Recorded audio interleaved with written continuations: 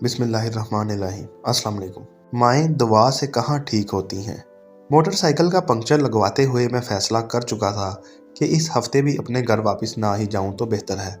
देर तो वैसे भी हो चुकी थी और जहां पिछले 3 हफ्ते गुजर गए हैं ये भी गुजार ही लूँगा, तो गर्मियों की छुट्टियों में एक ही बार चला जाऊँगा। इस सोच विचार में रोड पर खड़े मैंने 15-16 साल के एक नौजवान को अपनी तरफ मुतवज्जा पाया। वो अजीब सवालिया नज़रों से मेरी जानिब देख रहा था, जैसे कोई बात करना चाह रहा हो लेकिन रश की वजह से नहीं कर पा रहा था। जब पंक्चर लग गया तो मैंने दुकानदार को 1000 रुपये का नोट दिया। उसने 100 रुपये काट कर बाकी मुझे वापस कर दिए। मैं मोटरसाइकिल पर सवार होकर जूं ही वापस शहर की तरफ मुड़ने लगा तो वो लड़का जल्दी से मेरे पास आकर कहने लगा, भाईजान, मैं घर से मजदूरी करने आया था, आज दिहाड़ी नहीं लगी, आप मुझे वापसी का किराया 100 रुपये दे देंगे। मैंने एक अछड़ती सी निगाह इस पर डाली। सादा सा लिबास, माथे पर तेल से चिपके हुए बाल, पाँव में सीमेंट भरा जूता। मुझे वो सच्चा लगा। मैंने 100 रुपये निकाल कर उसके हाथ में रख दिए। वो शुक्रिया अदा करके चलने लगा तो न जाने मेरे दिल में क्या ख्याल आया। मैंने कहा, सुनो, तुम्हें दिहाड़ी कितनी मिलती है? उसके जवाब देने से पहले ही मैंने बाकी के 800 रुपये भी उसकी तरफ बढ़ा दिए।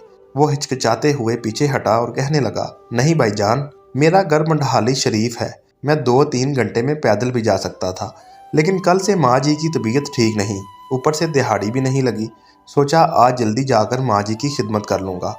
मैंने कहा, अच्छा ये पैसे ले लो, माँ जी के लिए दवाई ले जाना। वो कहने लगा, दवाई तो मैं कल ही ले गया था, आज मैं सारा दिन माँ जी के पास रहूँगा तो वो खुद ही ठीक हो जाएंगी। माएँ दवाई से कहाँ ठीक होती हैं बाबूजी? मैंने हैरान होकर पूछा, तुम्हारा नाम क्या है?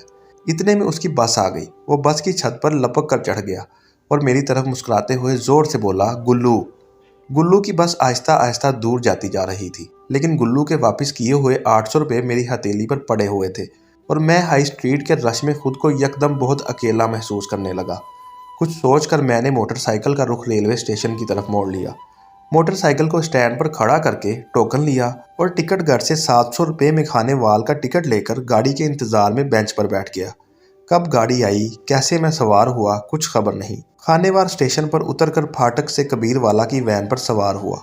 आखिरी बचे 100 रुपये का किराया देकर जब शाम ढले अपने घर के दरवाजे से अंदर दाखिल हुआ तो सामने सेहन में चारपाई पर अम्मी जान सर पर कपड़ा बांधे नीम दराज थी।